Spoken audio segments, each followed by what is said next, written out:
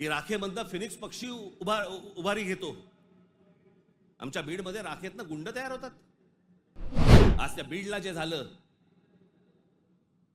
ते संतोष देशमुख, काय बिचारे, त्यांना काय किती घाणेरड्या पद्धतीने मारावं, किती घाणेरड्या पद्धतीने मारावं.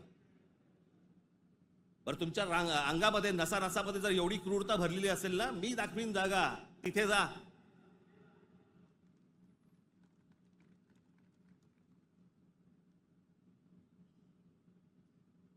पण हे सगळं झालं कशात ना?